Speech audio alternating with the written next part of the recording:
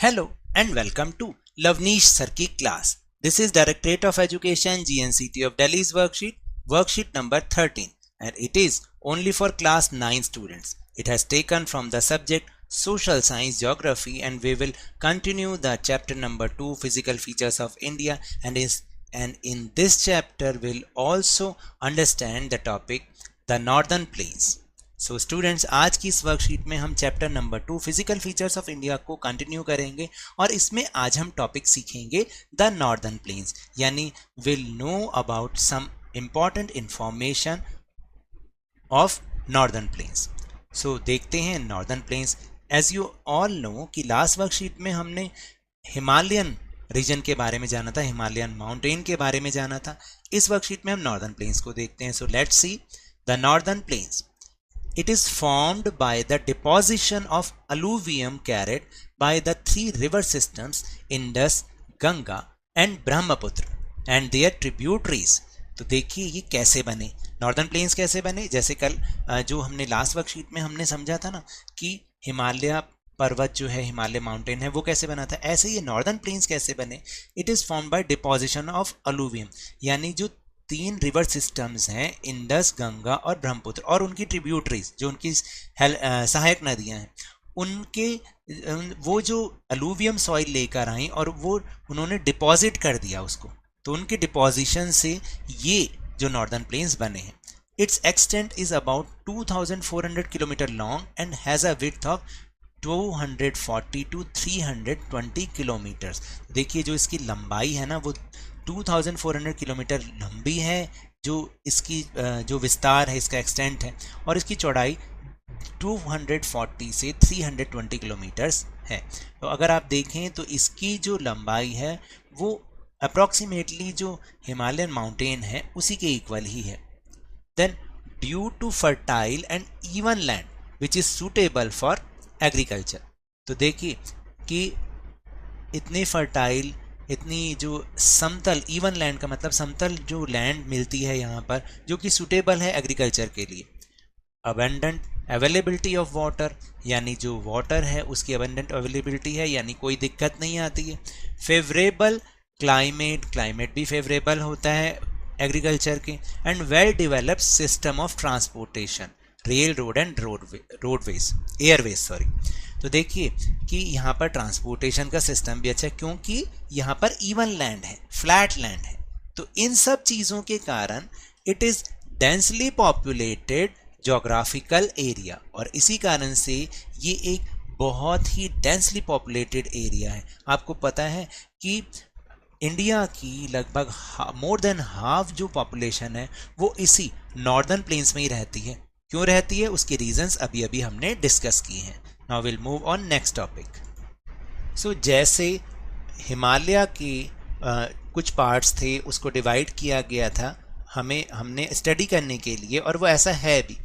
तो ऐसे ही जो नॉर्दर्न प्लेन्स है, it can be broadly divided into 3 sections. इसको भी 3 सेक्शंस में डिवाइड किया गया है. First is Punjab Himalaya, Punjab plains sorry, यानी पंजाब के मैदान. ये कहाँ पर हैं? Western part of northern plains is known as Punjab Himalaya, which is formed by the depositions of alluvium by the Indus and its tributaries. तो देखिए जो वेस्टर्न पार्ट है ना नॉर्दर्न प्लेन्स का, उसको हम पंजाब हिमालय और पंजाब प्लेन के नाम से जानते हैं. ठीक है, और ये बना कैसे है? ये जो इंडस है यानी सिंधु नदी है और उसकी ट्रिब्यूटरीज हैं, वो जो अलूवियम सॉइल लेकर आए उनके डिपोजिशन से बना है. It is dominated by the doabs, land between 2 rivers, और यहाँ पर दोआब्स बहुत ज़्यादा हैं. दोआब्स कहते हैं जो 2 रिवर्स के बीच में लैंड होता है. Then second is Ganga plains. Middle part of the northern plains are formed by the deposition of alluvium by the river Ganga and its tributaries. और जो गंगा का प्लेन है यानी गंगा के मैदान है, वो इस नॉर्दर्न प्लेन का मिडिल पार्ट है, जो कि रिवर गंगा और उसकी ट्रिब्यूटरीज के थ्रू जो अलूवियम सॉइल लाई गई उसके डिपोजिशन से ये फॉर्म्ड हुआ है. It lies between Ghaggar river Haryana and the Teesta rivers West Bengal. और ये कहाँ कहाँ पर फैला हुआ है? घग्गर यानी हरियाणा से और तीस्ता रिवर वेस्ट बंगाल तक, जो उसके बीच की सारे प्लेन्स हैं, ये सारे नॉर्दर्न प्लेन्स और गंगा प्लेन्स कहलाते हैं. Then third is Brahmaputra Plains, eastern part of northern plains which is extended mainly in the northeast India, especially in Assam, formed by the Brahmaputra river and its tributaries.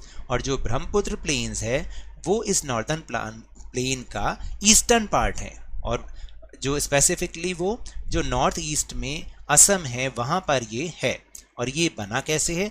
Brahmaputra river और उसकी tributaries के through it is form. Then according to variation in relief feature, अब देखिए relief features के according भी इसको हम कई पार्ट में डिवाइड करते हैं। दैट मीन्स कि इसकी जो शेप्स हैं वो अलग अलग जगह पर अलग अलग तरीके से हैं। तो कौन कौन सी शेप्स हमें मिलती हैं? जैसे Bhabar. Bhabar, what is Bhabar? The deposit of pebbles line parallel to the slope of Shivalik in a narrow belt of about 8 to 16 kilometer where rivers disappear। तो देखिए ये पत्थरों कंकड़ों से के जमाव से बना है, और कहाँ पर है? जो शिवालिक है ना, कल हम जो हमने लास्ट वर्कशीट में पढ़ा था कि शिवालिक जो रेंज है उसके पैरेलल है, और एक नैरो बेल्ट है, एक पतली पट्टी के रूप में बना हुआ है 8 to 16 किलोमीटर के, जहां पर आकर रिवर्स जो है डिसअपियर हो जाती हैं। डिसअपियर का मतलब वो गायब हो जाती हैं। Now will move on Terai. Terai, south of Bhabar where the streams re-emerge and create a wet, swampy and marshy region. जो भाबर है उसके साउथ वाला जो एरिया है वो तराई पड़ता है, उसको हम वी नोन एज तराई। तराई क्या है कि जहाँ पर ये जो नदियाँ हैं उनकी स्ट्रीम्स फिर दोबारा से रीएमर्ज हो जाती हैं, फिर दोबारा से दिखाई देने लग जाती हैं, और क्या करती हैं? गीला, नमी वाला, दलदली पूरा रीजन उसको बना देती हैं। This is thickly forested region, और यहाँ पर बहुत ही घने घने जंगल पाए जाते हैं, वो इसलिए क्योंकि यहाँ पर हमेशा पानी बना रहता है। देन थर्ड इज भांगर और बांगर, a terrace-like structure formed by the deposition of older alluvium where no new deposition by the river takes place। देखिए क्या होता है, एक टेरेस जैसा स्ट्रक्चर यानी चबूतरे जैसा पूरा, ठीक है, और ये क्या है? ये ओल्ड अलूवियम से बना है, अलूवियम से बना है, जो पुरानी जलोढ़ मिट्टी है उससे बना है, और यहाँ पर कोई नया डिपोजिशन नहीं हो रहा।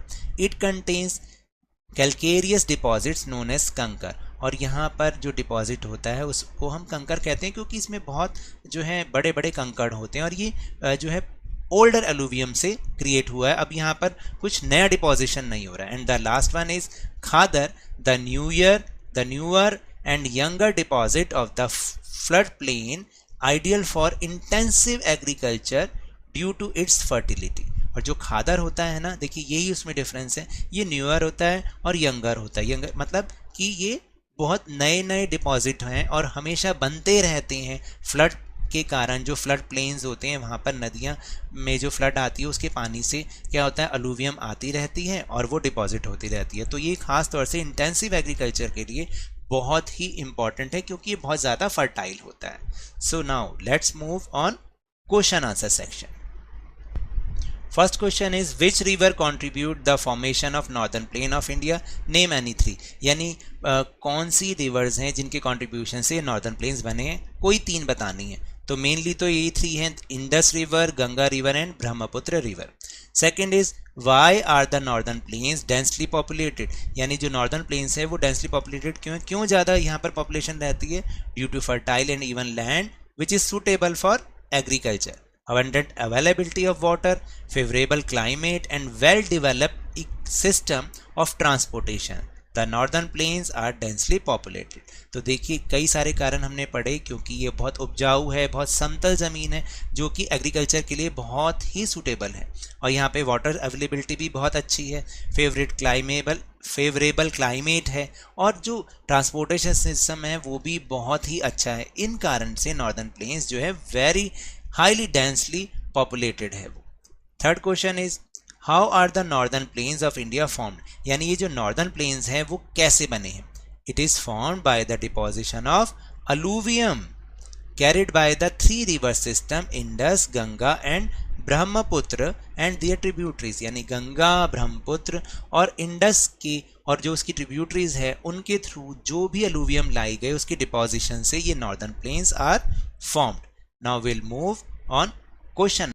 Question number 4 is why is Terai region densely forested. जो तराई रीजन है वो डेंसली फॉरेस्टेड क्यों है, अभी आपको समझाया था। The flow of water in the Terai part is always constant, यानी यहाँ पर जो पानी का फ्लो है वो हमेशा बना रहता है। There is water for 12 months, यहाँ पर 12 महीने के लिए पानी रहता है। Due to which the land here is marshy and due to moisture, तो दलदली रहती है इसके कारण, और मॉइस्चर के कारण dense forest are found here, इस कारण से यहाँ पर घने जंगल पाए जाते हैं। The last one is name any khadar area of Delhi and explain why is it so fertile. तो आपको भी बताना है दिल्ली में एक खादर एरिया का नाम बताना है और बताना है कि क्यों फर्टाइल है। तो देखिए the name of a khadar area located in Delhi is Yamuna Khadar. बहुत सारे बच्चे इसको जानते भी होंगे। Khadar refers to the land which is very fertile, यानी खादर जो है ऐसी ज़मीन के बारे में बताती है जो कि बहुत उपजाऊ है। From the point of view of culture, यानी एग्रीकल्चर पॉइंट ऑफ व्यू से वो बहुत ही फर्टाइल होती है। Because such areas are around the rivers, ऐसे एरिया जो होते हैं वो रिवर के आसपास होते हैं। And here the flood water keeps on reaching from the rivers, और यहाँ पर क्या होता है, रिवर्स के थ्रू फ्लड वाटर यहाँ पर आता रहता है और यहाँ जो है एलुवियम सॉइल इकट्ठी होती रहती है, जिससे वो लैंड बहुत फर्टाइल होती है और एग्रीकल्चर भी बहुत अच्छा होता है। अब आपको समझ में आया कि खादर क्यों इंपॉर्टेंट है। So that's all for this worksheet. अगर मेरे इस तरह समझाने से अब आपको समझ में आने लगा है ना, तो इस वीडियो और चैनल को लाइक कीजिए, शेयर कीजिए और सब्सक्राइब कीजिए, और जल्दी से जल्दी चैनल को 50K यानी 50,000 तक पहुंचा दीजिए। लेकिन remember, whenever you will go outside, please wear your mask, wash your hands with soap and water regularly, और जब भी आपकी टर्न आए कोरोना की वैक्सीनेशन ज़रूर लगवाएं, क्योंकि कोरोना को हराना है और ज़िंदगी को एक बार फिर से सुहाना बनाना है। और उसके बाद भाई स्कूल भी तो जाना है। हाँ, इसी उम्मीद के साथ थैंक यू वेरी मच।